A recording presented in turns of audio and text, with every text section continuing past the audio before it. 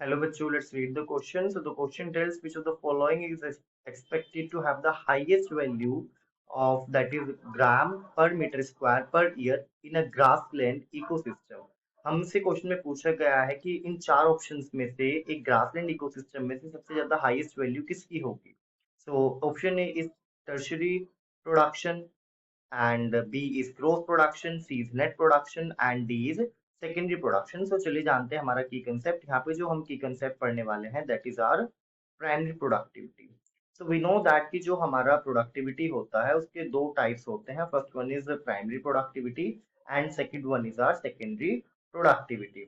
अब we know that कि जो हमारा primary productivity होता है that deals with the producers, यानी कि जो हमारे प्रोड्यूसर्स होते हैं वो किस रेट से बायोमास को फॉर्मेशन कर रहे हैं, that is the our primary productivity. Where जो सेकेंडरी प्रोडक्टिविटी होता है वो किसके साथ डील करता है, सेकेंडरी प्रोडक्टिविटी जो होगा हमारा that deals with the consumers, यानी कि कंज्यूमर्स किस रेट से प्रोड्यूस कर रहे हैं हमारे बायोमास को, that is our secondary productivity. तो यहाँ पे हम जानेंगे कि जो हमारा प्राइमरी प्रोडक्टिविटी होता है it is categorised into two part, that is GPP gross primary production and we can say NPP that is net primary production और productivity we can say that. Alright, तो चलिए जानते हैं जीपीपी एंड एनपीपी के बारे में. तो जो हमारा जीपीपी होता है, let's see that GPP is the total rate of organic material production. It is the rate, it is the rate of total, I should write. So it is the rate at which producers forms, or I can say produce forms biomass, or I can say organic material during photosynthesis per unit time and area.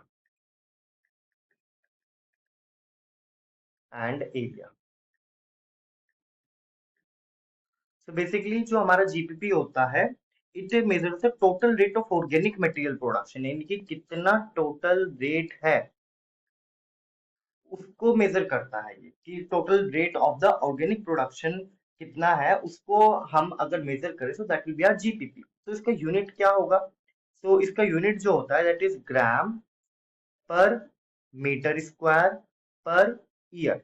This is the unit of the GPP. अगर हमें GPP को measure करना है तो this unit we will use.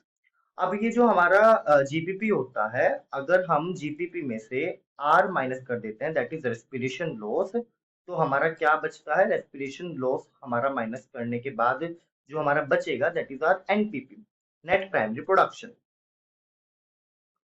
तो ये जो NPP होता है, now this is the biomass after accounting for the respiration cost of producer.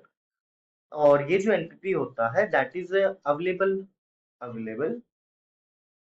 for consumption by heterotrophs now, because GPP में से already some amount is used in the respiration. तो GPP overall available नहीं होगा, GPP में से कुछ part हमें deduct करना पड़ेगा जिसको हम रेस्पिरेशन लॉस बोलते हैं. अब डिडक्ट करने के बाद जो हमारा बचता है, now this is available for consumption by heterotrophs. और हेटेरोट्रॉफ्स में हमारे कौन आ जाएंगे, हमारे हर्बीवोर्स आ जाएंगे एंड डिकम्पोजर्स आ जाएंगे. तो एनपीपी हमारा वो बचा हुआ अमाउंट है जो कि अवेलेबल है for the next trophic level consumption. So let's get back to the question. यहाँ पे हमसे पूछा गया था कि एक ग्रासलैंड इकोसिस्टम में सबसे हाईएस्ट वैल्यू किसकी होगी. So it will be obviously RP, growth production की, बिकॉज वी नो दैट कि नेट प्रोडक्शन तो हमेशा ग्रोथ प्रोडक्शन से कम होगा. सबसे ज्यादा जो टोटल प्रोडक्शन होता है वो उसको हम क्या बोलते हैं, ग्रोथ प्रोडक्शन बोलते हैं.